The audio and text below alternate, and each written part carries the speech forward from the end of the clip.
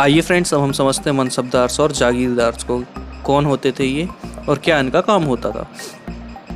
As the empire expanded to encompass different regions, the Mughal recruited diverse bodies of people. जैसे जैसे मुगलों का साम्राज्य बढ़ता जा रहा था, भारत के अलग अलग रीजन इनके कंट्रोल में आते जा रहे थे और इसी वजह से जो मुगल्स थे इन्हें बहुत से डाइवर्स बॉडीज़ को भी रिक्रूट करना पड़ा। मतलब अलग अलग तरीके के लोगों को अपने जो दरबार है उसमें लेना पड़ा। From a small nucleus of Turkish novels, they expanded to include Iranian, Indian, Muslim, Afghan, Rajput, Maratha and other groups. शुरुआत में जो मुगल्स थे इनके दरबार में केवल टर्किश नोबल होते थे जिन्हें तुरानीस कहा जाता था, लेकिन इसके बाद जब इनका साम्राज्य बढ़ा तो यहाँ पर ईरानियन, इंडियन मुस्लिम्स, अफगान्स, राजपूत्स और मराठा भी शामिल हो चुके थे। ऐसा कोई भी व्यक्ति जो मुगल सर्विस को ज्वाइन करता था उसे मनसबदार कहा जाता था। Those who joined Mughal service were enrolled as Mansabdars. The term Mansabdar refers to an individual who hold a mansab, means position or a rank. ये जो टर्म है मनसबदार, इसका मतलब ये होता है कि ऐसा कोई भी व्यक्ति जो होल्ड करता है एक मनसब को। मनसब मतलब एक पोजीशन या फिर रैंक। ये बेस्ड होती थी ग्रेडिंग सिस्टम पर। इसी के हिसाब से मुगल फिक्स करते थे रैंक को, सैलरी को और उनकी मिलिट्री रिस्पॉन्सिबिलिटीज़ को। Rank and salaries were determined by a numerical value called जात। ये जो मनसबदार होते थे इनकी एक न्यूमेरिकल वैल्यू होती थी, उस न्यूमेरिकल वैल्यू को कहा जाता था जात, और इसी जात के हिसाब से उनकी रैंक को और उनकी सैलरी को डिटरमाइन किया जाता था। The higher the जात, the more prestigious was the noble's position in the court and the larger his salary. ये जो जात होती थी ये जितनी ज़्यादा हाई होती थी उतनी ही ज़्यादा प्रेस्टिजियस नोबल की पोजीशन होती थी, उस व्यक्ति की पोजीशन होती थी कोर्ट में, और उतनी ही ज़्यादा उसकी सैलरी होती थी। The Mansabdar military's responsibility required him to maintain a specific number of सवार और cavalrymen. अब जो मनसबदार होता था इसकी मिलिट्री रिस्पॉन्सिबिलिटीज़ क्या होती थी? वो ये होती थी कि उसे एक स्पेसिफिक नंबर ऑफ सवार, मतलब जो कैवलरी मैन होते हैं, घुड़सवार होते हैं, उनका एक स्पेसिफिक नंबर मेंटेन करके रखना होता था, जैसे सवार भी कहा जाता था।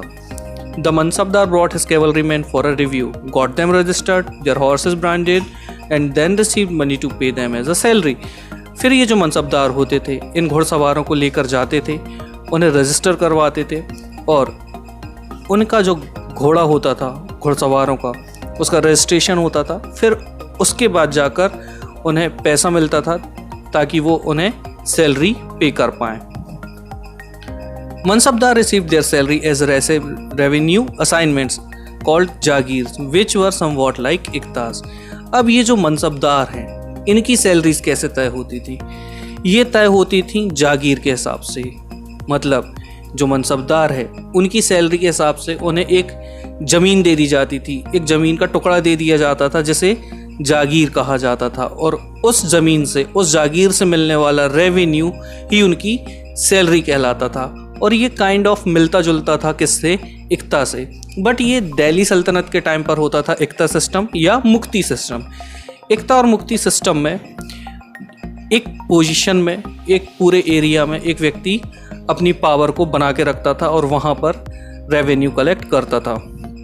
But unlike muqtis, most mansabdar did not actually reside in or administer there जागीर। ये जो इक्तास होते थे, मुक्ति होते थे, ये अपनी ज़मीन, जो उनकी जो ज़मीन होती थी उसके अंदर होते थे और वहाँ से सारा मैनेजमेंट करते थे। लेकिन मनसबदार के लिए ये बाउंडेशन नहीं थी, वो उस जगह पर नहीं होते थे जो उनकी जागीर होती थी, वो बाहर रहकर उन जागीर को एडमिनिस्टर किया करते थे। They only had right to revenue of their assignment which was collected for them by the servant while the Mansabdar themselves served in other part of the country. ये जो जागीर होती थी यहाँ से पैसा वसूलने के लिए, टैक्स वसूलने के लिए उनके नौकर लगे होते थे, जबकि मनसबदार खुद देश के किसी और हिस्से में डिप्लॉय होते थे, वो अपना काम वहाँ कर रहे होते थे।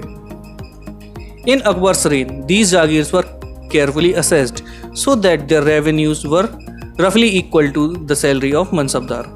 अब आप ये सोचिए कि एक मनसबदार है, उसकी सैलरी हाइपोथेटिकली स्पीकिंग 10,000 रुपये है। तो उसे उतनी ही जगह दी जाएगी जहाँ से 10,000 रुपये के लगभग थोड़ा कम या ज़्यादा टैक्स वसूल हो सके, ऐसी जगह असाइन की जाती थी। और अकबर के टाइम पर ये सिस्टम बहुत ही अच्छे से मैनेज किया जाता था। But by Aurangzeb's reign this was no longer the case and the actual revenue collected was often less than the granted sum. अब जब औरंगजेब का शासन शुरू हुआ तब इन मनसबदारों की जो संख्या थी ये बढ़ गई थी, और मनसबदारों का बढ़ना मतलब जागीरों का बढ़ना, और जागीरों का बढ़ जाना मतलब जो रेवेन्यू वहाँ से पहले मनसबदारों को मिलता था वो उनके जो ग्रांटेड सम है, मतलब जो उन्हें सैलरी प्रॉमिस की जाती थी, हमेशा उससे कम होती थी। There was a huge increase in number of mansabdar which meant a long wait before the receive a jagir. और मनसबदारों के बढ़ जाने की वजह से उन्हें उनकी जागीर मिलने के लिए बहुत ही ज़्यादा लंबा इंतज़ार करना पड़ता था। जो औरंगजेब था वो एक मनसबदार को अपॉइंट करता था, लेकिन ये जो मनसबदार थे ये उनके कोर्ट में ज़्यादा संख्या में बढ़ चुके थे। इसी वजह से जागीरों को भी बढ़ाना था, लेकिन जागीर बढ़ाना इतना इजी टास्क नहीं था, इसीलिए जो मनसबदार थे उन्हें जागीर के लिए वेट करना पड़ता था। और इन्हीं सभी फैक्टर की वजह से एक दिक्कत हो गई, and the factor was it created a shortage in the number of jagir. यहाँ पर जो जागीर थी उनकी संख्या बहुत ही ज़्यादा कम हो गई थी। As a result, many Jagirdar tried to extract as much as revenue as possible while they had a जागीर। अब आप सोचिए कि अकबर के रेन में जो मनसबदार थे वो कम थे, जागीर बड़ी होती थी, इस वजह से जो वहाँ का एडमिनिस्टर होता था, जो वहाँ का मनसबदार होता था, वो उतना फोर्स नहीं करता था वहाँ पर रहने वाले किसानों को कि वो टैक्स पे करें, क्योंकि उन्हें ईजीली उतना मिल जाता था।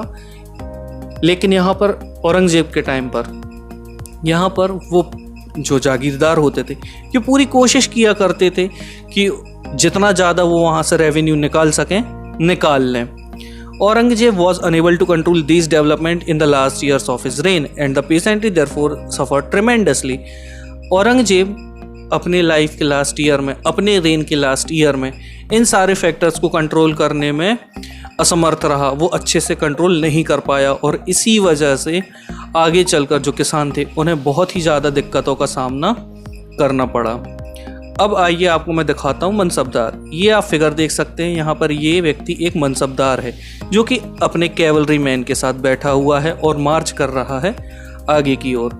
यहाँ पर एक और फिगर है जो कि शाहजहां के रेन की है। यहाँ पर डिपिक्ट किया गया है एक ऐसा व्यक्ति जो कि ब्राइब ले रहा है, मतलब पैसा ले रहा है गलत तरीके से, और दूसरा व्यक्ति है एक टैक्स कलेक्टर जो कि पनिश कर रहा है पीसेंट्स को, किसानों को वो परेशान कर रहा है टैक्स के लिए।